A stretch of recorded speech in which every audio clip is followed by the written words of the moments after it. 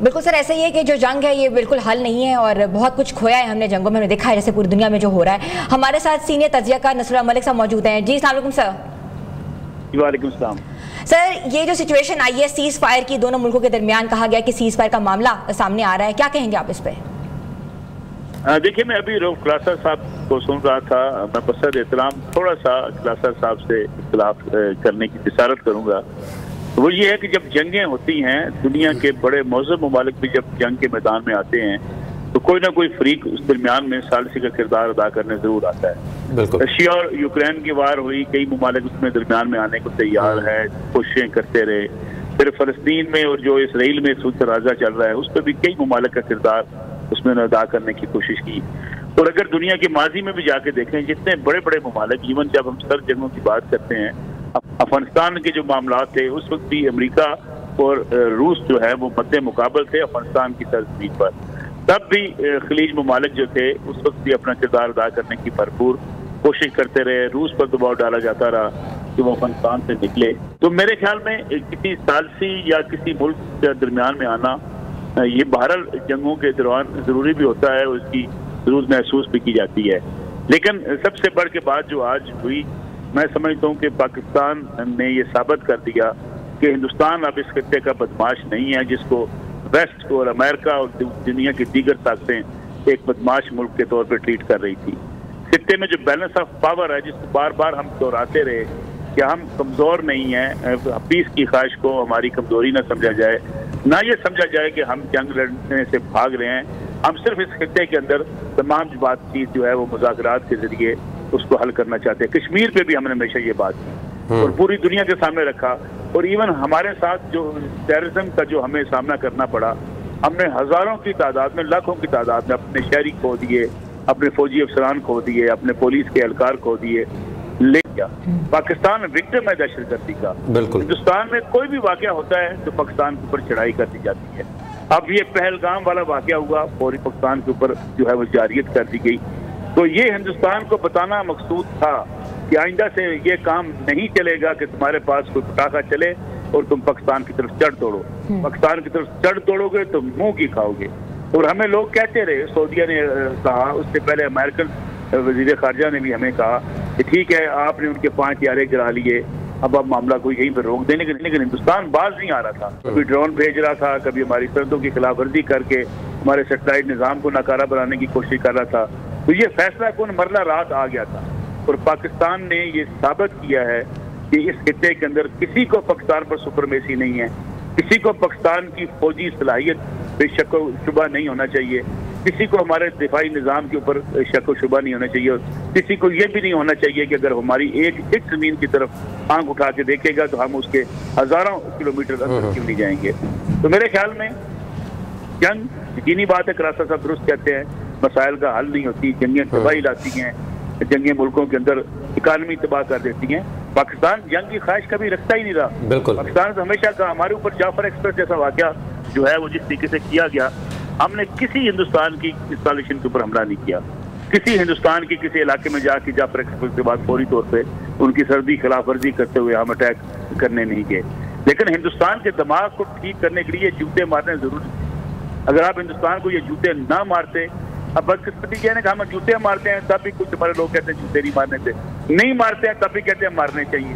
تو میرے خیال میں یہ جو آپ کی سول اور ملٹری قیادت ہے، آج کی وزیر اعظم شہباز شریف صاحب کی قیادت ہے، آرمی چیف جنرل سعید عاصم منیر صاحب کی قیادت ہے، انہوں نے ملک کے مفاد میں وہ فیصلہ کیا جو اس وقت اس خطے کے اندر خطے کے امن کے لیے ضروری تھی اور پاکستان کی بقا کے لیے، پاکستان کی سلامتی کے لیے ضروری تھی. بالکل ملک صاحب، آپ سے ایک اور بات بھی کرنا چاہوں گا. جیسے نجم ولی خان صاحب نے بھی بات کی تھی کہ جب تک کوئی حکومتی آفیشل پاکستان کا یا انڈیا کا اس بات کو کنفرم نہیں کرتا ہے نہیں مانا جائے گا. اسحاق ڈار صاحب نے اس بات کو کنفرمیشن کر دی ہے کہ سیز فائر ہو گیا ہے. لیکن ملک صاحب جو آپ نے بات کی ہے نا کہ انڈیا کو یہ اب سیکھ لینا چاہیے کہ اگر کوئی بھی پٹاخہ پھٹے تو پاکستان پہ الزام نہیں لگانا ہے، کیونکہ ہم نے ان کو جواب دیا ہے. اور ایک جو وہ بیلنس آف پاور کی آپ بات کر رہے ہیں وہ بھی ایک ایشو ہے کہ ہم اب اپنی سپریمیسی دکھا چکے ہیں.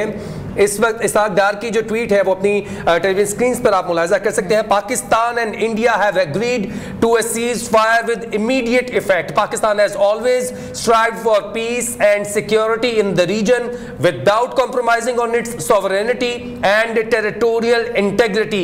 ये वही बात है कि पाकिस्तान और इंडिया ने सीज फायर पर एग्रीमेंट कर दिया है। पाकिस्तान कभी भी जंग नहीं चाहता, अमन का दाई रहा है, सिक्योरिटी इस खित्ते की चाहता है, लेकिन अपनी सालमियत पर और अपनी जो टेरिटोरियल बाउंड्रीज हैं अगर उनकी कोई खिलाफ वर्जी करेगा, अगर कोई हाथ बढ़ेगा तो उसको तोड़ना भी जानता है। इससे पहले डोनाल्ड जे ट्रम्प सदर अमेरिका का ट्वीट आया जिसमें उन्होंने अनाउंस किया कि पाकिस्तान और इंडिया में सीज फायर हो गया है विद द इमीडिएट इफेक्ट। और उसके बाद से अब पाकिस्तान के नायब वजीर आजम और वजीर खारजा इसहाक डार का ये एक्स पर ट्वीट है कि Pakistan and India have agreed to cease fire with immediate effect. Pakistan has always strived for peace and security in the region, but अगर कोई हाथ अगर आएगा सामने तो उसे तोड़ना भी जानता है। मलिक साहब, ये सारी चीजें जो हो रही थी इसमें इंडिया को क्या सीख मिलेगी? क्या आप समझते हैं कि उनकी अवाम, उनका मीडिया, उनकी जो इस वक्त हुकूमत है, मैं बारहा तौर पे कहूंगा कि जो नरेंद्र मोदी की एक माइंडसेट है, आइडियोलॉजी है, आरएसएस की आइडियोलॉजी है, हिंदुत्व की जो पॉलिसी है, वो इस चीज को समझ पाएंगे कि आइंदा अगर ये ऐसा मामला हो तो हमने पाकिस्तान को इल्जाम नहीं लगाना, हमने तहकीकात करनी है, अपने फेलियर्स को खुद फेस करना है। जैसे कल DGISPR ने कहा कि अपने इंटरनल मैटर्स को एक्सटर्नलाइज ना करें और एक्सटर्नल मैटर्स को इंटरनलाइज ना करें। क्या लगता है आपको ये सीख पाएंगे? देखिए फैजान, मैं चाहूंगा क्लासा साहब और नजम वली साहब को भी इस पर जरूर मैं बिल्कुल, लेकिन मैं 2-3 बातें आपसे कह के जरूर आपसे टाइम ये ले लूंगा। देखिए, बुनियादी तौर पे एक डिफेंस स्ट्रेटजी और डिफेंस का एक जो है हमारी जो सलाहियत है उसके हवाले से एक तालिब इल्म होने के नाते मैं समझता हूँ कि हम बाज़ औक़ात अपने डिफेंस और अपनी अफवाज पाकिस्तान और जो हमारी इस सलाहियत है, जो कैपेबिलिटी है, उस पर भी बाज़ औक़ात उंगलियां उठाना शुरू कर देते हैं। मैं बड़ी वाज़ेह तौर पे एक बात आपसे अर्ज करूं, पाकिस्तान के पास जो दिफा की सलाहियत और जंग की जो सलाहियत है वो इस खित्ते में किसी से कम नहीं। और अगर आप पाक फ़ज़ाइया की बात करें, पाक नेवी की बात करें और अफवाज पाकिस्तान की बात करें, मैंने शायद कल एक जगह पे कहा था, मैं उस जुमले को दोबारा दोहराना चाहूँगा। एक ज़माने में जब F-16 जो है वो आए दुनिया में, उनका लॉन्च किया गया, तो उस वक्त ये बात कही गई कि अगर अमेरिका के F-16 हों और पाकिस्तान के पायलट्स हों तो फिर दुनिया को फतह करने में देर नहीं लगेगी। यानी आप तसव्वुर करें इस पाक फ़ज़ाइया के जवानों की, इन पायलट्स की, दुनिया के जगह जगह कोने में डंके बजते हैं। मैं उन बाज़ रियासतों के नाम शायद ना ले सकूं जो उनके पायलट्स आपके पास ट्रेंड होते हैं, आपके पास आके ट्रेनिंग हासिल करते हैं। हमारे कुछ लोग वहाँ जाके उनकी मशकों में शरीक होते हैं। मसला ये है कि हम शायद कभी कभी जज्बाती हो जाते हैं। मैं समझता हूँ कि जो कुछ हमारी फौज ने जिस स्ट्रेटजी के साथ जो कर दिखाया है, और हम सबको सलूट करना चाहिए अफवाज पाकिस्तान को, इस वक्त के सिपाही जनरल आसिम मुनीर को, इस वक्त की हुकूमत को, कि किस तरीके से उन्होंने पाकिस्तान के दिफा की लाज भी रखी है।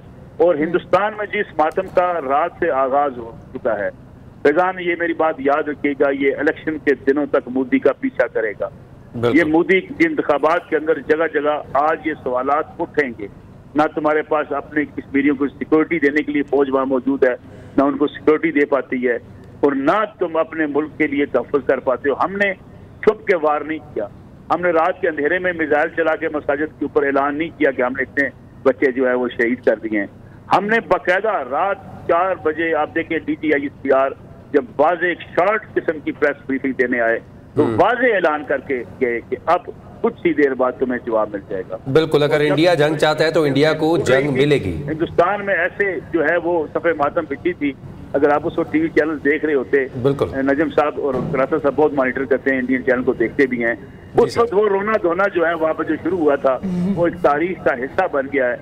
और ये तारीख 10 मई 2025 जो है ये दुनिया की तारीख में एक अनोखी तारीख पे देखी जाएगी।